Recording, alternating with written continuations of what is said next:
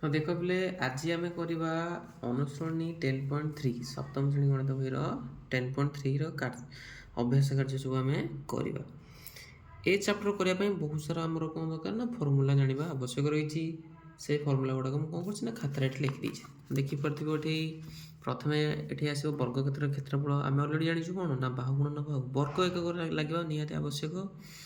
ତାକୁ ଆଉ ଟିକେ ନୂଆ ରୂପରେ ଲେଖିବା, ଦୁଇଟା ବାହୁକୁ ଗୁଣିବା ଯାହା ବାହୁର ସ୍କୋୟାର ମଧ୍ୟ ସେୟା। ତାକୁ ଓଡ଼ିଆରେ କ'ଣ ପଢ଼ାଯାଏ? ବାହୁର ବର୍ଗ ବୋଲି ପଢ଼ାଯାଏ।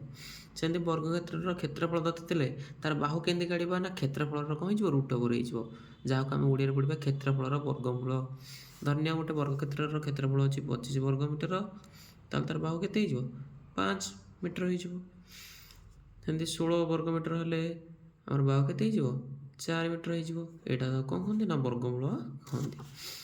ତାପରେ ଆୟତକ୍ଷେତ୍ରର କ୍ଷେତ୍ରଫଳ ଆମେ ଅଲରେଡ଼ି ଜାଣିଛୁ ଦୈର୍ଘ୍ୟ ଇଣ୍ଟୁ ପ୍ରସ୍ଥ। ମୁଁ ଏଠି ଇଂଲିଶରେ ଲେଖିଦେଇଛି ବର୍ଗ ଏକକ। ସେମିତି ଆୟତକ୍ଷେତ୍ରର କ୍ଷେତ୍ରଫଳ ଥିଲେ ଦୈର୍ଘ୍ୟ କେମିତି କାଢ଼ିବା ନା କ୍ଷେତ୍ରଫଳ ବାଇ ପ୍ରସ୍ଥ, ଆଉ ପ୍ରସ୍ଥ କେମିତି କାଢ଼ିବା ନା କ୍ଷେତ୍ରଫଳ ବାଇ ଦୈର୍ଘ୍ୟ। ଏ ଦୁଇଟାର ଏତେ ଆବଶ୍ୟକତା ନାହିଁ, ଆମେ ଡାଇରେକ୍ଟ ଏଇ ସୂତ୍ର ପକାଇ ମଧ୍ୟ କାଢ଼ିପାରିବା। ଦେଖିବା ଆଗକୁ ଏଠି ଗୋଟେ ନୂଆ ଜିନିଷ ଆସିଲା ସାମନ୍ତରିକ କ୍ଷେତ୍ର। କ'ଣ ଆସିଲା? ସାମନ୍ତରିକ କ୍ଷେତ୍ର। ସାମନ୍ତରିକ କ୍ଷେତ୍ରର ଆମର କ୍ଷେତ୍ରଫଳର ସୂତ୍ର ହେଉଛି ଭୂମି ଇଣ୍ଟୁ ଉଚ୍ଚତା ବର୍ଗ ଏକକ। ସାମନ୍ତରିକ କ୍ଷେତ୍ର ଚିତ୍ର ଏଠି ତୁମେ ଦେଖିପାରୁଥିବ, ଏଇଟା ହେଉଛି ତାର ଭୂମି, ଏଇଟା ଭୂମି, ଏ ଦୁଇଟାକି ସମାନ ରହିବ। ଇଏ ସେମିତି ୟାର ବିପରୀତ ବାହୁ ମଧ୍ୟ ସମାନ। ୟାର ଉଚ୍ଚତା ହେଉଛି ଏଠି ଏଡି ଲେଖାଯାଇଛି। ୟାର ଭୂମି କେମିତି କାଢ଼ିବା ନା କ୍ଷେତ୍ରଫଳ ବାଇ ଉଚ୍ଚତା, ଆଉ ଉଚ୍ଚତା କେମିତି କାଢ଼ିବା ନା କ୍ଷେତ୍ରଫଳ ବାଇ ଭୂମି। ସେମିତି ଆସିଲା ସମକୋଣୀ ତ୍ରିଭୁଜର କ୍ଷେତ୍ରଫଳ କେମିତି କାଢ଼ିବା ନା ହାଫ୍ ଇଣ୍ଟୁ ସମକୋଣ ସଂଲଗ୍ନ ବାହୁଦ୍ୱୟର ଗୁଣଫଳ। ତାହେଲେ ସମକୋଣ ସଂଲଗ୍ନ ବାହୁଦ୍ୱୟ କିଏ କିଏ ନା ଦେଖ ଏଠି ସମକୋଣ ହେଇଛି, ସମକୋଣକୁ ଲାଗିଥିବା ବାହୁ ଦୁଇଟା କିଏ? ନା ଏ ବାହୁଟା ଆଉ ଏ ବାହୁଟା। ତାହେଲେ ଏଇ ଦୁଇଟା ବାହୁର ଗୁଣଫଳ ହେଲେ ହିଁ ହାଫ୍ ସହିତ ଆମେ ସମକୋଣୀ ତ୍ରିଭୁଜର କ୍ଷେତ୍ରଫଳ କାଢ଼ିପାରିବା। ଆମେ ଜାଣିନେ ଏକ ତ୍ରିଭୁଜ ଦେଇଛି, ଆମେ ସେଇଟା କେଉଁ ତ୍ରିଭୁଜ ଆମେ ଜାଣିନୁ। ବର୍ତ୍ତମାନ ତାର କ୍ଷେତ୍ରଫଳ କେମିତି କାଢ଼ିବା ନା ତାର କ୍ଷେତ୍ରଫଳ ପାଇଁ ସିମ୍ପଲ୍ ଫର୍ମୁଲା ହେଉଛି ହାଫ୍ ଇଣ୍ଟୁ ଭୂମି ଇଣ୍ଟୁ ଉଚ୍ଚତା। ତାପରେ ଏଠି ବହୁତ ସାରା ଜିନିଷ ଟିକେ ଆମକୁ ନଜର ରଖିବାକୁ ପଡ଼ିବ। କେଉଁ ଜିନିଷ ନା ଏକ ବର୍ଗ ମିଟର ଯେତେବେଳେ ଆମେ ବର୍ଗ ସେଣ୍ଟିମିଟର କନଭର୍ଟ କରିବା ତାହେଲେ ସେଇଟା କେତେ ପରିଣତ ହେଇଯିବ ନା 10,000 ବର୍ଗ ସେଣ୍ଟିମିଟର। ସେମିତି ଏକ ବର୍ଗ କିମି ସମାନେ କେତେ ବର୍ଗ ମିଟର ହେଇପାରିବ ନା 10 ଲକ୍ଷ ବର୍ଗ ମିଟର ହେବ। ସେମିତି ଏକ ବର୍ଗ ସେଣ୍ଟିମିଟର କେତେ ବର୍ଗ ମିଲିମିଟର ହେଇପାରିବ ନା 100 ବର୍ଗ ମିଲିମିଟର ହେଇପାରିବ। ଏଇ କଥାକୁ ଟିକେ ବହୁତ ଭଲ ଭାବରେ ନଜର ରଖିବାକୁ ଆମକୁ ପଡ଼ିବ, କାରଣ ଏଇଟା ବହୁତ ଇମ୍ପୋର୍ଟାଣ୍ଟ ଏ ଚାପ୍ଟରରେ। ଏଇ ଯେଉଁ ଆପଣ ତିନିଟା ଦେଖିପାରୁଥିବେ, ଏ ତିନିଟା ବହୁତ ଇମ୍ପୋର୍ଟାଣ୍ଟ ରହୁଛି। ଦେଖିବା କ୍ୱେଶ୍ଚିନ୍ ଆନ୍ସର ଦେଖିବା। ପ୍ରଥମେ ଏଠି ବହୁତ ସାରା ଚିତ୍ର ଆମକୁ ଦେଇଛି, ସେ ଚିତ୍ରର ସବୁ କ'ଣ କରୁଛି ନା କ୍ଷେତ୍ରଫଳ ନିର୍ଣ୍ଣୟ କରିବାକୁ ଏଠି ଦେଇଛି। ପ୍ରଥମେ କେଉଁ ଚିତ୍ର ଅଛି ନା ବର୍ଗ ଚିତ୍ର। ବର୍ଗ ଚିତ୍ରର ଆମେ କ୍ଷେତ୍ରଫଳ ସୂତ୍ର ଜାଣିଛୁ ବାହୁ ଗୁଣନ ବାହୁ। ତାହେଲେ ମୁଁ ଏଠି ଗୋଟେ କରିଦେଉଛି 10.3 ଅନୁଶ୍ରେଣୀ କେତେ 10.3। ବର୍ଗଚିତ୍ର ଆମକୁ ଦେଇଛି, ବର୍ଗଚିତ୍ରର ବାହୁର ମାନ କେତେ ଦେଇଛି ନା 5.7 କେତେ ମିଟର। ହେଲେ କ୍ଷେତ୍ରଫଳ ଲେଖିଦେବା। କ୍ଷେତ୍ରଫଳ ଫର୍ମୁଲା କ'ଣ ନା ବାହୁ ଇଣ୍ଟୁ ବାହୁ। ଆମେ ଡାଇରେକ୍ଟ ବାହୁର ସ୍କୋୟାର ମଧ୍ୟ ପକାଇ ପାରିବା, ହେଲା, ନହେଲେ ବାହୁ ଇଣ୍ଟୁ ବାହୁ ପକାଇ ଦେଉଛି, ତୁମକୁ ସୁବିଧା ହେବ। 57/10 ହେଇଯିବ ଇଣ୍ଟୁ 57/10। ଏଠି ତ କଟିବନି, ଆମକୁ ସିଧା ସିଧା କ'ଣ କରିବାକୁ ପଡ଼ିବ ଗୁଣିବାକୁ ପଡ଼ିବ। 57କୁ 57 ଗୁଣିଲେ ଆନ୍ସର ହେବ କେତେ ନା 3249। 3249 ବିଭକ୍ତ 10 ହେଇଗଲା 100। ତଳେ 1ରେ ଯୋଡ଼ ମାନେ ଡାହାଣ ପଟେ ଯୋଡ଼ ସଂଖ୍ୟା ଛାଡ଼ିଦେବା, ତାହେଲେ ଆନ୍ସର ହେଇଯିବ 32.49 ବର୍ଗ ମିଟର। ବୁଝିପାରିଲ? ସେମିତି ସବୁତକ ହେବ, ସବୁତକ ମୁଁ ଏଠି କରିଦେଉଛି, ପରେ ତୁମକୁ ଦେଖେଇବି। ତ ଦେଖ ପିଲେ ନେକ୍ସଟ ଆମେ ସବୁ ଆନ୍ସର କରିଦେଇଛୁ। ପ୍ରଥମେ ଆମର ବର୍ଗଚିତ୍ର କଥା ଗଲା, ନେକ୍ସଟ ଆସିଲା ଆମର ସାମନ୍ତରିକ କ୍ଷେତ୍ର। ଏଠି ସାମନ୍ତରିକ କ୍ଷେତ୍ରର ଭୂମି ଦେଇଛି କେତେ ନା 31.4 ମିଲିମିଟର, ଉଚ୍ଚତା 20 ମିଲିମିଟର। ତାହେଲେ କ୍ଷେତ୍ରଫଳ କ'ଣ ହେଇଯିବ ଭୂମି ଇଣ୍ଟୁ ଉଚ୍ଚତା। ଆମେ ଏଠି ପକେଇକି ଆନ୍ସର କରିଛେ।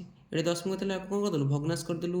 ଏଠି 10 × 20 କଟିଗଲା। ବର୍ତ୍ତମାନ 314 × 2, ତାହେଲେ ଆନ୍ସର ହେଇଯିବ 628 ବର୍ଗ ମିଲିମିଟର। ନେକ୍ସଟ ଥିଲା ଆମର ଗୋଟେ ଆୟଚିତ୍ର। ଆୟଚିତ୍ରର ଦୈର୍ଘ୍ୟ ଏଠି ଦେଇଛି 9.2 ସେଣ୍ଟିମିଟର, ପ୍ରସ୍ଥ ଅଛି 4.3 ସେଣ୍ଟିମିଟର। ତାହେଲେ କ୍ଷେତ୍ରଫଳ ସୂତ୍ର ଆମେ ଜାଣିଛେ ଦୈର୍ଘ୍ୟ ଗୁଣନ ପ୍ରସ୍ଥ। ଏଠି ଯୋଉଟା କି କ'ଣ ସଂଖ୍ୟା ଅଛି ନା ଦଶମିକର ଅଛି, ଆଉ ଭଗ୍ନାଶ କରିଦିଅ। ଏଠି ଚାହିଁଲେ ଆମେ 10କୁ 92 କାଟି ପାରିଥାନ୍ତେ 2 ଗୁଣିକାରେ କି ଅନ୍ୟାନ୍ୟ କୌଣସି ଗୁଣିକାରେ, କିନ୍ତୁ ଆମକୁ କାଟିବାନି, କାହିଁକିନା ଆମକୁ ଦଶମିକରେ ପ୍ରକାଶ କରିବା ସୁବିଧା ହେବ। ତାହେଲେ ସିଧା ସିଧା ଗୁଣିଦେବା। ସିଧା ସିଧା ଗୁଣିଦେଲେ ଆମର ଆନ୍ସର ହେଇଗଲା 3956। ଆକୁ ଦଶମିକରେ ପ୍ରକାଶ କଲେ ହେଇଯିବ 39 ଦଶମିକ କେତେ 56, କାରଣ ଏଠି ଯୋଡ଼େ ଶୂନ ଅଛି, ତ ଡାହାଣ ପଟେ ଯୋଡ଼େ ସଂଖ୍ୟା ଛାଡ଼ିବ। ତାହେଲେ ଏତିକି ବର୍ଗ ସେଣ୍ଟିମିଟର। ନେକ୍ସଟ ଅଛି ଏକ ସମକୋଣୀ ତ୍ରିଭୁଜ। ଏଠି ଆମେ ଗୋଟେ ନାଁ ଦେଇଦେଇଛୁ, ଉପରେ ମଧ୍ୟ ନାଁ ଦେଇଦେଲେ ଚଳିବ, କିଛି ଅସୁବିଧା ନାହିଁ। ଏଠି ମୁଁ ନାଁ ଦେଇଦେଇଛି, ଏଠି ଏସି ଲେଖିଦେଇଛି ଡାଇରେକ୍ଟ 5.2 ସେଣ୍ଟିମିଟର, এবি ଲେଖିଦେଇଛି 8.9 ସେଣ୍ଟିମିଟର। କ୍ଷେତ୍ରଫଳ ସୂତ୍ର ଜାଣିଛେ ଆମେ, ସମକୋଣୀ ତ୍ରିଭୁଜର ଫର୍ମୁଲା ହେଉଛି ହାଫ୍ ଇଣ୍ଟୁ ସମକୋଣ ସଂଲଗ୍ନ ବାହୁଦ୍ୱୟର ଗୁଣଫଳ। ସମକୋଣ ସଂଲଗ୍ନ ବାହୁଦ୍ୱୟ କିଏ ନା ଏସି ଆଉ এবି। ସେଥିପାଇଁ ଏଠି ପକାଇ ଦେଇଛୁ ଆମେ। ଆଉ ଏ ଯେଉଁ ସଂଖ୍ୟା ଗୁଡ଼ାକ ଆମେ ଦଶମିକରେ ପ୍ରକାଶ କରିକି ଏଠି 2କୁ 52ରେ କାଟିଛୁ, ହେଇଛି 26। ଆଉ ନେକ୍ସଟ କାଟିନୁ, 89କୁ 26ରେ ଗୁଣି ଦେଇଛୁ, ଗୁଣି ଦେଲେ ହେଇଗଲା 2314 ବିଭକ୍ତ 100 ହେଲେ ଦଶମିକରେ ପ୍ରକାଶ କରିଦେଲେ କେତେ ହେଇଯିବ ନା 23.14 ବର୍ଗ ସେଣ୍ଟିମିଟର। ନେକ୍ସଟ ତୁମେ ଦେଖିପାରୁଥିବ 2 ନମ୍ବର ଦେଇଛି ଯେ ଶୂନ୍ୟ କୋଠରୀ ଗୁଡ଼ିକୁ ପୂରଣ କର। ଏଠି ବହୁତ ସାରା ଆମର ଷ୍ଟ୍ରକ୍ଚରର ନାଁ ଗୁଡ଼ାକ ଦେଇଛି, ତାର କ୍ଷେତ୍ରଫଳ ଦେଇଛି, କିଛିଟାର ଭୂମି ଦେଇଛି, କିଛିଟାର ଉଚ୍ଚତା ଦେଇଛି। ଆଉ ଯେଉଁ ଏଠି ଖାଲି ବକ୍ସ ଗୁଡ଼ାକ ଅଛି ତାର ମାନକୁ ଆମେ ନିର୍ଣ୍ଣୟ କରିବାକୁ ପଡ଼ିବ। ଆଉ ଏଠି ଗୋଟେ କଥାକୁ ନଜର ରଖିବାକୁ ପଡ଼ିବ ଯେ ଏଠି ସବୁ ଏକକ ସମାନ ଅଛି ନା ନାହିଁ। ପ୍ରଥମଟା ମୁଁ କରି ଦେଖିଦେଉଛି, ନେକ୍ସଟ ଆମେ ଦେଖିବା। ଦେଖ ପ୍ରଥମେ ଗୋଟେ ସାମୁଦ୍ରିକ କ୍ଷେତ୍ର ଅଛି। କ'ଣ ଅଛି? ସାମୁଦ୍ରିକ କ୍ଷେତ୍ର। ତାର କ୍ଷେତ୍ରଫଳ ଦେଇଛି, ଭୂମି ଦେଇଛି, ଉଚ୍ଚତା କାଢ଼ିବା। ତାହେଲେ ଏଠି ଆମେ ଗୋଟେ ଚିତ୍ର କରିକି ଚିତ୍ର ମାଧ୍ୟମରେ ମୁଁ ବୁଝେଇ ଦେଉଛି। ଏକ ସାମୁଦ୍ରିକ କ୍ଷେତ୍ର ଆମକୁ ଦେଇଛି, ଠିକ୍ ଅଛି। ବର୍ତ୍ତମାନ ତାର କ'ଣ ଦେଇଛି? କ୍ଷେତ୍ରଫଳ। କ୍ଷେତ୍ରଫଳ କେତେ ଅଛି ନା 174 ବର୍ଗ ମିଟର, 174 ବର୍ଗ ମିଟର। ନେକ୍ସଟ ଭୂମି ଦେଇଛି 15 ମିଟର। ଏଇ ଯେଉଁ ଭୂମିଟା ଆପଣ ଦେଖୁଥିବେ, এই ଭୂମିଟା ହେଉଛି କେତେ ନା 15 ମିଟର। ତାହେଲେ ଆମେ କ'ଣ କାଢ଼ିବା? ଉଚ୍ଚତା କାଢ଼ିବା। ତାହେଲେ ସାଇଡ଼୍ ଲେଖିଦେଉଛି, ଆମ କ୍ଷେତ୍ରଫଳ ମିଳିଲା, ଲେଖିଦେବା। କ୍ଷେତ୍ରଫଳ ହେଲା 174 ବର୍ଗ ମିଟର, ଭୂମି 15 ମିଟର। ତେବେ ଉଚ୍ଚତାର ଆମେ ସିଧାସଳଖ ଫର୍ମୁଲା ଜାଣିଛେ, ଫିର୍ ବି ଯଦି ତୁମେ ନ ଜାଣିପାରିବ ତାହେଲେ ତୁମେ ଡାଇରେକ୍ଟ କ୍ଷେତ୍ରଫଳ ସୂତ୍ର ପକାଇକି କରିପାରିବ। ଉଚ୍ଚତାର ଫର୍ମୁଲା ଏଠି ଦେଖ ଲେଖିଛି, ଏଇଠି ଆମର ଉଚ୍ଚତାର ଫର୍ମୁଲା କ'ଣ ହେଲା? ସାମୁଦ୍ରିକ କ୍ଷେତ୍ରର ଉଚ୍ଚତାର ଫର୍ମୁଲା ହେଉଛି କ୍ଷେତ୍ରଫଳ ବାଇ ଭୂମି। ତାହେଲେ ଏଠି ପକାଇଦେବା କ୍ଷେତ୍ରଫଳ ବାଇ ଭୂମି, ଡାଇରେକ୍ଟ ମୁଁ ମାନ ପକାଇ ଦେଉଛି, 174 ବିଭକ୍ତ ହେଇଯିବ କେତେ? 15। ଏଠି ଗୋଟେ କଥା ନଜର କରିବ, ଏଠି ବର୍ଗ ମିଟର ଅଛି, ସାଇଡ଼୍ରେ ମିଟର ଅଛି, ଏଠି ମଧ୍ୟ ମିଟର ଅଛି। ତାହେଲେ କାମ ହେଇଯିବ। ଯଦି ଅଲଗା ଥାନ୍ତା ତାହେଲେ ହେବ ନାହିଁ, ଆମକୁ ତାକୁ କନଭର୍ଟ କରିବାକୁ ପଡ଼ିଥାନ୍ତା। ତାହେଲେ ଏବେ କ'ଣ କରିବା ନା କଟାକଟି କରିଦେବା।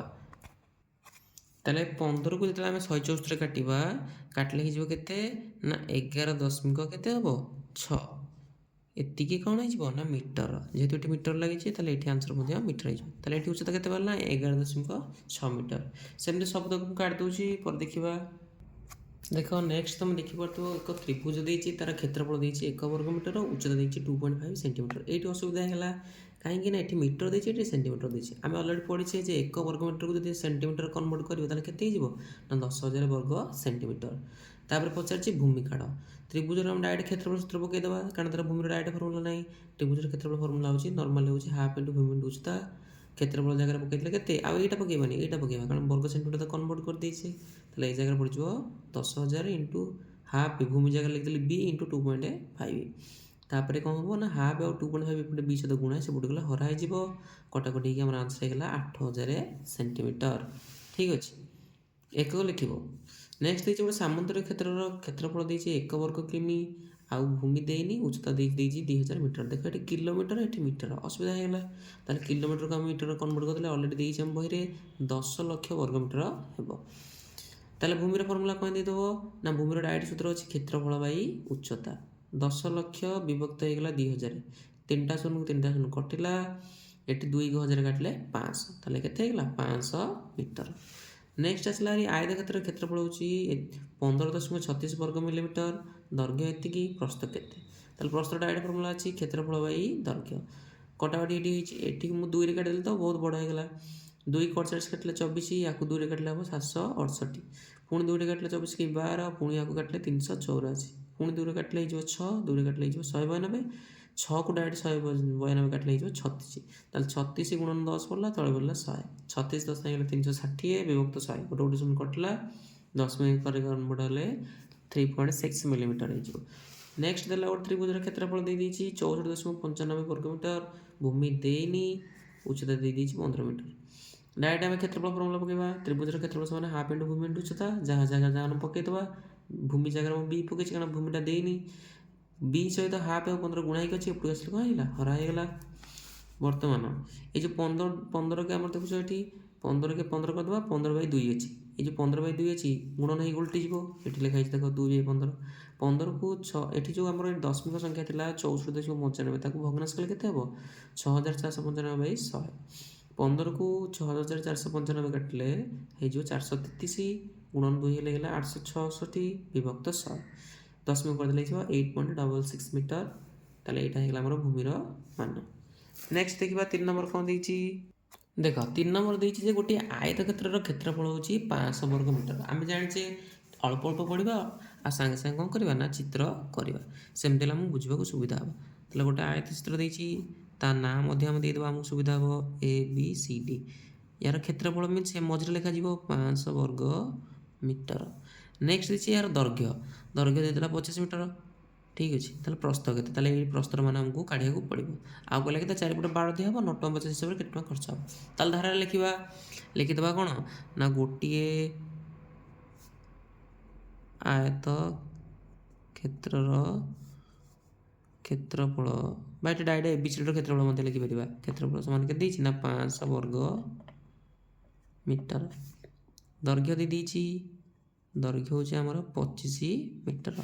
ତାହେଲେ ପ୍ରସ୍ଥ କେମିତି କଢ଼ା ହେବ? ଆମେ ଅଲରେଡ଼ି ଡାଇରେକ୍ଟ ସୂତ୍ର ଜାଣିଛୁ ନା କ୍ଷେତ୍ରଫଳ ବାଇ କ'ଣ ହେଇଯିବ? କ୍ଷେତ୍ରଫଳ ବିଭକ୍ତ କ'ଣ ହେବ ନା ଦୈର୍ଘ୍ୟ ହେଇଯିବ। କ'ଣ ହେଇଯିବ? ଦୈର୍ଘ୍ୟ। କ୍ଷେତ୍ରଫଳ ହେଲା 500 ବର୍ଗ ମିଟର ବିଭକ୍ତ ଏଇଟା ହେଲା 25। ଏଠି ଦେଖ ଏକକ ସମାନ ଅଛି, ଏଠି ମିଟର ଅଛି, ଏଠି ମଧ୍ୟ ମିଟର ଅଛି। ତାହେଲେ କାମ ହେଇଯିବ। ଦେଖ 5ରେ କାଟ, 5 5 5ରେ କାଟିଲେ 100, 5କୁ ଯଦି ଆମେ 100ରେ କାଟିବା ଡାଇରେକ୍ଟ ହେଇଯିବ 20। ତାହେଲେ କେତେ ହେଇଗଲା ନା 20 ମିଟର। ପ୍ରସ୍ଥ ବାହାରି ପଡ଼ିଲା। ଦୈର୍ଘ୍ୟ ପ୍ରସ୍ଥ ବାହାରି ପଡ଼ିଲା ପରେ ଆମେ ଦେଇଛି ଚାରିପଟେ କ'ଣ ହେବ ନା ବାଡ଼ ଦିଆହେବ। ବାଡ଼ ଦିଆହେବ ଯେ ମାନେ କାହା ଉପରେ ଦିଆହେବ ନା ପରିସୀମା ଉପରେ। କାହା ଉପରେ? ପରିସୀମା ଉପରେ। ଏଇ ପରିସୀମା ଉପରେ। ତାହେଲେ ଆମକୁ କ'ଣ କରିବାକୁ ପଡ଼ିବ ନା ଆୟତକ୍ଷେତ୍ରର ପରିସୀମା କାଢ଼ିବାକୁ ପଡ଼ିବ। ତ ଡାଇରେକ୍ଟ ଲେଖିଦେବା ABCD ଆୟତକ୍ଷେତ୍ରର ପରିସୀମା। ପରିସୀମା ଫର୍ମୁଲା କ'ଣ ନା 2 ଗୁଣନ ଦୈର୍ଘ୍ୟ ଯୁକ୍ତ ପ୍ରସ୍ଥ। 2 ଗୁଣନ ଦୈର୍ଘ୍ୟ ଆମର କେତେ ଅଛି ନା 25 ପ୍ଲସ୍ ପ୍ରସ୍ଥ ହେଉଛି କେତେ ନା 20। 25 20 କେତେ ହେଇଗଲା 45। 45 ଦୁଗୁଣେ କେତେ ହେଲା 90। ଏତିକି ମିଟର ହେଉଛି ଆମର କ'ଣ ନା ଆୟତକ୍ଷେତ୍ରର ପରିସୀମା। ଯଦି କହିଲା 1 ବର୍ଗ ମିଟରକୁ ଆମର ଖର୍ଚ୍ଚ ହେଉଛି 9 ଟଙ୍କା 50 ପଇସା, ତାହେଲେ ଟୋଟାଲ୍ ଆମର କେତେ ମିଟର ଅଛି ନା 90 ମିଟର। ତାହେଲେ 90 ମିଟରକୁ ଖର୍ଚ୍ଚ ହେବ ମାନେ 90 ଗୁଣନ 9 ଟଙ୍କା 50। ଆକୁ ଆମେ କ'ଣ କରିଦେବା ଭଗ୍ନାଂଶ କରିଦେବା। 950 ବାଇ ହେଇଯିବ 100 ହେଲା। ଏଠି ଆମର ଗୋଟେ କାମ କର, ଗୋଟେ ଶୂନ ଏଠି ଗୋଟେ ଶୂନ କାଟିଦିଅ, ଏପଟେ ଗୋଟେ ଶୂନକୁ ଏଠି ଗୋଟେ ଶୂନ କାଟିଦିଅ। ତାହେଲେ 95 ନୂଆ 5 ନୂଆ 45, 5 ରକମ ହେଲା 4, 9 ନୂଆ 81, 4 କେତେ ହେଇଗଲା 85। ତାହେଲେ କେତେ ହେଲା ଆମର କେତେ ଟଙ୍କା ଖର୍ଚ୍ଚ ହେବ ନା ଟୋଟାଲ୍ 855 ଟଙ୍କା ଖର୍ଚ୍ଚ ହେବ। ନେକ୍ସଟ ଏଠି ଅତବ ଲେଖିପାରିବ। ଅତବ ଲେଖିବାକୁ ପଡ଼ିବ, ମୁଁ ଲେଖୁନି ଆପଣ ଲେଖିବେ। ନେକ୍ସଟ ପଢ଼ିବା କ'ଣ ଦେଇ ନେକ୍ସଟ ଏଠି କହିଛି ଯେ ଗୋଟେ 15 ସେମି ଦୀର୍ଘ ବାହୁ ବିଶିଷ୍ଟ ଗୋଟେ ବର୍ଗକ୍ଷେତ୍ର କ୍ଷେତ୍ରଫଳ ଆଉ ଗୋଟେ 15 ସେମି ଭୂମି ବିଶିଷ୍ଟ ଗୋଟେ ତ୍ରିଭୁଜର କ୍ଷେତ୍ରଫଳ ସହିତ ସମାନ ହେଲେ ତ୍ରିଭୁଜର କ'ଣ କାଢ଼ିବା ଉଚ୍ଚତା କାଢ଼ିବା। ତାହେଲେ ବୁଝିବା କ'ଣ ଦେଇଛି। ସେ କହିଲା ଯେ 4 ନମ୍ବର କହିଲା ଗୋଟେ ବର୍ଗକ୍ଷେତ୍ର ଅଛି। ଠିକ୍ ଅଛି, ବର୍ଗକ୍ଷେତ୍ର ଯେହେତୁ ସବୁତକ ବାହୁ ସମାନ ତାହେଲେ ୟାର ସବୁତକ ବାହୁ କେତେ ହେଇଗଲା ନା 15 ମିଟର ଲେଖା ହେଇଗଲା। ନାଁ ଦେଇଦେବା ABCD। କହିଲା ସେମିତି ଆଉ ଗୋଟେ କ'ଣ ଅଛି ନା ଗୋଟେ ତ୍ରିଭୁଜଟି ସାଇଡ଼୍ରେ ଅଛି। ସେ ତ୍ରିଭୁଜର ଭୂମି ୟା ନାଁ ଦେଇଦେଉଛି ଗୋଟେ PQR। ୟାର ବି ଭୂମି ଯେଉଁ QRଟା ଦେଇଛି 15 ମିଟର ହେଲେ ୟାର ଉଚ୍ଚତାକୁ କାଢ଼ିବା PS। ତାହେଲେ ଆମର କ'ଣ କାଢ଼ିବାକୁ ପଡ଼ିବ ନା PSର ମାନଟାକୁ ଆମକୁ ନିର୍ଣ୍ଣୟ କରିବାକୁ ପଡ଼ିବ। ଏଇ ଜିନିଷଟା ଦେଇଛି ଆମେ କାଢ଼ିବା PS ମିନ୍ସ ତ୍ରିଭୁଜର ଉଚ୍ଚତା।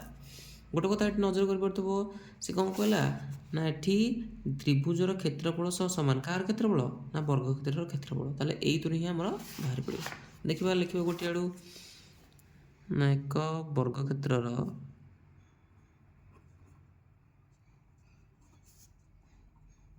ବାହୁ କେତେ ଦେଇଛି 15 ମିଟର ଓ ଏକ ତ୍ରିଭୁଜ PQR ଡାଇରେକ୍ଟ ଲେଖିଦେଉଛି। PQRର ଭୂମି କେତେ ଦେଇଛି ନା 15 ମିଟର। ଏଠାରେ ABCD ବର୍ଗକ୍ଷେତ୍ରର କ୍ଷେତ୍ରଫଳ ସମାନ ହେଇଯିବ କ'ଣ ନା PQR ତ୍ରିଭୁଜର କ୍ଷେତ୍ରଫଳ। ବୁଝିପାରୁଛ, ଏଇ ଲାଇନ୍ଟା ହେଉଛି ଇମ୍ପୋର୍ଟାଣ୍ଟ ଲାଇନ୍। ABCDର କ୍ଷେତ୍ରଫଳ ସମାନେ ବର୍ଗକ୍ଷେତ୍ରର କ୍ଷେତ୍ରଫଳ ସମାନେ PQR ତ୍ରିଭୁଜର କ୍ଷେତ୍ରଫଳ। তাহলে ডাইରେକ୍ଟ ଫର୍ମୁଲା ପକେଇ ଦିଅ। ୟାର କ୍ଷେତ୍ରଫଳ ଫର୍ମୁଲା କ'ଣ? ବାହୁ ଗୁଣନ ବାହୁ। ତାହେଲେ 15 ଗୁଣନ 15 ସମାନେ ଯେକୌଣସି ଗୋଟେ ତ୍ରିଭୁଜର କ୍ଷେତ୍ରଫଳ ସୂତ୍ର କ'ଣ ନା ହାଫ୍ ଇଣ୍ଟୁ ଭୂମି। ଭୂମି କେତେ ଦେଇଛି ୟାର? 15 ଗୁଣନ ଉଚ୍ଚତା ଆମେ ଜାଣିନୁ, ଉଚ୍ଚତାକୁ ମୁଁ ଏଚ୍ ଲେଖିଦେଲି। ବର୍ତ୍ତମାନ ଏଚ୍ ସହିତ ଏ ଦୁଇଟା କ'ଣ ହେଇକି ଅଛି? ଗୁଣା ହେଇକି ଏପଟକୁ ଗଲେ ହରା ହେବ। ତାହେଲେ 15 ଗୁଣନ 15 ବିଭକ୍ତ ହେଇଗଲା ଏଠି କେତେ ନା 15 କି 15/2 ହେଇଥିବ। ଡାଇରେକ୍ଟ ଲେଖିଦେବା 15/2। ତାକୁ ଓଲଟେଇ ଦିଅ। 15 ଗୁଣନ 15 ଗୁଣନ ହେଇଯିବ 2/15। ଗୋଟେ 15 ଗୋଟେ 15 କାଟିଦେଲି। 15 ଦୁଗୁଣ ହେଇଗଲା 30। ତାହେଲେ ବର୍ତ୍ତମାନ କେତେ ବାହାରିଲା? ତ୍ରିଭୁଜର ଉଚ୍ଚତା କେତେ ବାହାରିଲା ନା 30 ମିଟର। ଅତএବ ଲେଖିଦେବ ଯେ ତ୍ରିଭୁଜର ଉଚ୍ଚତା ହେଉଛି 30 ମିଟର। ବହୁତ ସହଜ, ସମସ୍ତେ କରିପାରିବା। ନେକ୍ସଟ ଦେଖିବା 4 ନମ୍ବର 5 ନମ୍ବର। ତ୍ରିଭୁଜ ଆକୃତି ବିଶିଷ୍ଟ ଖଣ୍ଡେ ଜମିର ଭୂମି ଉଚ୍ଚତା ଦେଇଛି ଆଉ ବର୍ଗ ମିଟର ପ୍ରତି ଏତିକି ଟଙ୍କାରେ ସେ ବିକା ହେବ। ତାହେଲେ ମୋଟ ସେ ତ୍ରିଭୁଜାକାର ଜମିକୁ ବିକିବାକୁ ଆମକୁ କେତେ ଟଙ୍କା ଲାଗିବ? କାଢ଼ିବା। ଯାହା ଯାହା ଲେଖା ଅଛି ଦେଖିବା। ଗୋଟେ ତ୍ରିଭୁଜାକାର ଭୂମି ଅଛି। 5 ନମ୍ବର କହିଲା ଗୋଟେ ତ୍ରିଭୁଜାକାର ଭୂମି ଅଛି। ତାହେଲେ ଆମେ ଗୋଟେ ତ୍ରିଭୁଜ ଆଙ୍କି ଦିଅ, ତା ନାଁ ଦେଇଦିଅ। ୟାର କ'ଣ କ'ଣ ଆମକୁ ଦତ୍ତ ଅଛି ନା ଭୂମି ଦେଇଛି। ଭୂମି ହେଉଛି 60 ମିଟର। ଉଚ୍ଚତା ନାଁ ଦେବା ଏଡି। ଉଚ୍ଚତା ଦେଇଛି ଆମକୁ 20 ମିଟର। ଆଉ ବର୍ଗ ମିଟରକୁ ଖର୍ଚ୍ଚ ହେଉଛି 1500 ଟଙ୍କା। ତାହେଲେ ଯେହେତୁ ବିକାଯିବ, ଭିତର ଜିନିଷ ବିକା ହେବ ନା ସାଇଡ଼ ଜିନିଷ ବିକା ହେବ? ହିଡ଼ ବିକା ହେବନି ତ, ଜମି ବିକା ହେବ। ତାହେଲେ ଭିତର ଜିନିଷ ବିକା ହେବ, ସେ କ୍ଷେତ୍ରଫଳ ବିକାଯିବ। ତାହେଲେ ଆମକୁ କ'ଣ କରିବାକୁ ପଡ଼ିବ ନା ପ୍ରଥମେ କ୍ଷେତ୍ରଫଳ କରିବାକୁ ପଡ଼ିବ। ତା ଡାଇରେକ୍ଟ ଲେଖିଦେବା ଯେ ତ୍ରିଭୁଜ ABCରେ ଆମର BC ଯେଉଁଟାକି ଭୂମି ସେଇଟା ହେଉଛି ଆମର 60 ମିଟର ଆଉ ଏଡି ଯେଉଁଟା ହେଉଛି ଉଚ୍ଚତା ସେଇଟା ହେଉଛି ଆମର 20 ମିଟର। ନେକ୍ସଟ ଏହାର କ'ଣ କାଢ଼ିବା ନା କ୍ଷେତ୍ରଫଳ। ଲେଖିଦେବ ଖେପ ସମାନ କେତେ ହେଇଗଲା ନା ହାଫ୍ ଇଣ୍ଟୁ ଭୂମି ହେଉଛି BC ଇଣ୍ଟୁ ଉଚ୍ଚତା ହେଉଛି ଏଡି। ତାହେଲେ ହାଫ୍ ଇଣ୍ଟୁ BC କେତେ? 60 ଗୁଣନ ଉଚ୍ଚତା ହେଇଗଲା 20। 2କୁ 60ରେ କାଟିଲା 30, 3 ଦୁଗୁଣେ 6। ତାହେଲେ 600 ବର୍ଗ ମିଟର ହେଇଗଲା କ'ଣ ତ୍ରିଭୁଜ ABCର କ୍ଷେତ୍ରଫଳ। କହିଲା କି 1 ବର୍ଗ ମିଟରକୁ ଆମକୁ ଯେଉଁ ବିକିଲେ କେତେ ଟଙ୍କା ଲାଗୁଛି? କେତେ ଟଙ୍କା ଲାଗୁଛି ଦେଖ 1500 ଟଙ୍କା। 1500 ଟଙ୍କା ଖର୍ଚ୍ଚ ହେଉଛି। ତାହେଲେ ମୋଟ କେତେ ବର୍ଗ ମିଟର ଅଛି ଆମର ଜମିଟା ନା 600 ବର୍ଗ ମିଟର। ତାହେଲେ 600 ବର୍ଗ ମିଟରକୁ ବିକିଲେ ଖର୍ଚ୍ଚ ହେବ ସମାନେ 600 ଗୁଣନ 1500। 1500କୁ 90, ଏପଟେ ହେଇଗଲା ଯୋଡ଼େ ଶୂନ, ସେପଟେ ହେଇଗଲା ଯୋଡ଼େ ଶୂନ। 1500କୁ 90, ଏପଟେ ଯୋଡ଼େ ଶୂନ ଯୋଡ଼େ ଶୂନ। ଠିକ୍ ଅଛି। ତାହେଲେ କେତେ ହେଇଯିବ ଆମର? କେତେ ଟଙ୍କା ହେଇଯିବ ନା 90 ଲକ୍ଷ। କେତେ ହେଇଯିବ? 1 10 100 1000 ଲକ୍ଷ, ନାଇଁ 9 ଲକ୍ଷ, ସରି କେତେ ହେଇଯିବ? 9 ଲକ୍ଷ। ଠିକ୍ ଅଛି। ନେକ୍ସଟ ଦେଖିବା। ନେକ୍ସଟ କହିଲା କି ଅତି ବୁଦ୍ଧିରେ ଲେଖିବ। ନେକ୍ସଟ କହିଲା କି 6 ନମ୍ବର କହିଲା ଗୋଟେ 50 ସେମି ଉଚ୍ଚତା ବିଶିଷ୍ଟ 2ଟି ତ୍ରିଭୁଜ ଅଛି। ତାର କ୍ଷେତ୍ରଫଳ ସମଷ୍ଟି ହେଉଛି 1 ବର୍ଗ ମିଟର। ତା ଭିତରୁ ଗୋଟେ ତ୍ରିଭୁଜର ଭୂମି ଦେଇଛି, ତାହେଲେ ଅନ୍ୟ ତ୍ରିଭୁଜର ଭୂମି ଦେବ। କ'ଣ କହିଲା ବୁଝ। 6 ନମ୍ବରରେ କହିଲା କି ଆମର ଯୋଡ଼େ ତ୍ରିଭୁଜ ଅଛି। କେତେଟା ତ୍ରିଭୁଜ? ଯୋଡ଼େ ତ୍ରିଭୁଜ। ନାଁ ଦେଇଦିଅ। ଗୋଟେ ନାଁ ଦେଇଦିଅ ABC ଆଉ ଗୋଟେ ନାଁ ଦେଇଦିଅ PQR। ଏଇ ଯେଉଁ ଦୁଇଟା ତ୍ରିଭୁଜ ଦେଇନି, ଏ ଦୁଇଟା ତ୍ରିଭୁଜର କ୍ଷେତ୍ରଫଳ ସମଷ୍ଟି ହେଉଛି 1 ବର୍ଗ ମିଟର। ତା ଭିତରୁ ଗୋଟେ ତ୍ରିଭୁଜର ଭୂମି ଦେଇଛି। ଗୋଟେ ତ୍ରିଭୁଜର କ'ଣ ଦେଇଛି? ଭୂମି ଦେଇଛି। 50 ସେମି ଉଚ୍ଚତା ବିଶିଷ୍ଟ ଦୁଇଟା। ହଁ, ଏଠି ଆଉ ଗୋଟେ କଥା କହିଲା ମଧ୍ୟ, ଦୁଇଟା ତ୍ରିଭୁଜର ଉଚ୍ଚତା ହେଉଛି 50 ସେଣ୍ଟିମିଟର। କେତେ? 50 ସେଣ୍ଟିମିଟର। ଏଇଟା ମଧ୍ୟ କେତେ ହେଇଯିବ? 50 ସେଣ୍ଟିମିଟର। ଏ ନାଁ ଦେଇଦିଅ। ଠିକ୍ ଅଛି। ପ୍ରଥମେ କହିଲେ ଯେଉଁ ଦୁଇଟା ତ୍ରିଭୁଜ ଅଛି, ଦୁଇଟା ତ୍ରିଭୁଜର ଗୋଟେ ତ୍ରିଭୁଜର ଭୂମିର ମାନ କେତେ ଦେଇଛି? ଯେକୌଣସି ତୁମେ ନେଇପାରିବ, ଏଇଟା ନେଇପାରିବ, ନାଇଁ ତ ଏଇଟା ନେଇପାରିବ। 160 ସେଣ୍ଟିମିଟର। ତ ଦେଖିଦିଅ 160 ସେଣ୍ଟିମିଟର। ତାହେଲେ ଏଇ ନେକ୍ସଟ ତ୍ରିଭୁଜର ଭୂମି ଆମକୁ କାଢ଼ିବାକୁ ପଡ଼ିବ। ଯାହା ଦେଲା ତାକୁ ଲେଖିଦେବା। ପ୍ରଥମେ ଲେଖିବା ତ୍ରିଭୁଜ ABCର ଭୂମି କେତେ ଦେଇଛି? 160 ସେଣ୍ଟିମିଟର। ଉଚ୍ଚତା 50 ସେଣ୍ଟିମିଟର। ଯେହେତୁ କ୍ଷେତ୍ରଫଳ ସମଷ୍ଟି କଥା ଉଠୁଛି, ତାହେଲେ କ୍ଷେତ୍ରଫଳ ମଧ୍ୟ କାଢ଼ିଦେବା। ତାହେଲେ ତ୍ରିଭୁଜ ABCର କ୍ଷେତ୍ରଫଳ କାଢ଼ିଦିଅ। ଖେପ ସମାନ ହେଇଯିବ ହାଫ୍ ଇଣ୍ଟୁ କେତେ? ଭୂମି ଇଣ୍ଟୁ ଉଚ୍ଚତା। ଡାଇରେକ୍ଟ ମାନ ପକାଇଦେବା। ଭୂମି ହେଉଛି ଆମର କେତେ? 160, ଉଚ୍ଚତା ହେଲା 50। 2କୁ 160 କାଟିଲା ହେଲା 80, 8 5 40, 40ରେ ଯୋଡ଼େ ଶୂନ। ତାହେଲେ କେତେ ହେଲା ନା 4000 ବର୍ଗ ମିଟର ଆମର ହେଇଗଲା ତ୍ରିଭୁଜ ABCର କ୍ଷେତ୍ରଫଳ। Next ଆସରି ତ୍ରିଭୁଜ PQR। ତ୍ରିଭୁଜ PQRର ଉଚ୍ଚତା ଖାଲି ଦେଇଛି। କ'ଣ ଦେଇଛି? ଉଚ୍ଚତା ସମାନ ଦେଇଛି ଆମକୁ 50 ସେଣ୍ଟିମିଟର। ଭୂମି ଦେଇନି, ଭୂମି ଦେଇଛି କି? ଭୂମିଟା ଆମକୁ କାଢ଼ିବାକୁ ପଚାରିଛି। ଏଠି ପ୍ରଶ୍ନ ପଢ଼ିକି ଆମେ ଜାଣିଲୁ, ତାହେଲେ ଲେଖିଦେବା ପ୍ରଶ୍ନ ଅନୁସାରେ। ଏଠି ଲେଖିବ ପ୍ରଶ୍ନ ଅନୁସାରେ। ତ୍ରିଭୁଜ ABCର କ୍ଷେତ୍ରଫଳ ପ୍ଲସ୍ ତ୍ରିଭୁଜ PQRର କ୍ଷେତ୍ରଫଳ। से कही ना त्रिभुज दुईटाइर क्षेत्रफल समष्टि हूँ केते ना 1 वर्ग केते देछि 1 वर्ग मीटर। ठीक अच्छे तार जहाँ जगह जहाँ मन पकई दियो त्रिभुज विषय क्षेत्रफल अलरेडी आम काट देचु केते ना 4000 वर्ग मीटर प्लस यार काढ़ा ना हाफ इंटू भूमि यार देनी तो बी लिखिदेली उच्चता जगह 50 पकईदेली समान होगा 1 वर्ग मीटर। ठीक अच्छे अरे ये टिके भूलैला कौन ना ये गोटे कथा नजर कर ना भूल तो नहीं ये कौन करा पड़ो ना सब जिन कौन अच्छी ना सेंटीमीटर यहाँ वर्ग सेंटीमीटर है यहाँ नजर करनी यहाँ हूँ वर्ग सेंटीमीटर तो ये सब जिन सेंटीमीटर अच्छी ये भी सेंटीमीटर दब यार भी आंसर सेंटीमीटर बाहर यहाँ को कौन करा पड़ो ना वर्ग सेंटीमीटर वर्ग मीटर टाक वर्ग सेंटीमीटर कन्वर्ट करा पड़ो। हाँ लिखिदे नेक्स्ट लाइन लिखिदे क्लीयर करदे ना 4000 ठीक अच्छे रहा प्लस ये 50 को मुझे 2 काट दूसरी के 25 25 के 25 25 बी ताले 25 बी हो रहा 1 वर्ग मीटर समय केते वर्ग सेंटीमीटर ना 10,000 वर्ग सेंटीमीटर। बर्तमान देखो एपट 4000 मिसी आई सेपटे कौन हम फेड़ा हम ताले 10,000 माइनस 4000 समय के ना 6,000 बी सहित 25टा कहीं अच्छी गुणा हो सेपटू गले हरा हम ताले 6,000 विभक्त होगा 25 है कटाकटी करदे आम आंसर हो काटिले आम आंसर हो 25 की आम 6,000 काटा आंसर हम 240 समय लिखिदे 240 कौन ना सेंटीमीटर जेहेतु आपको आम ये वर्ग मीटर को सब सेंटीमीटर कन्वर्ट करके प्रथम शब्द को आम सेंटीमीटर होती यार मान हो 240 सेंटीमीटर अतएव लिखिदे आमर अनुश्रेणी शेष।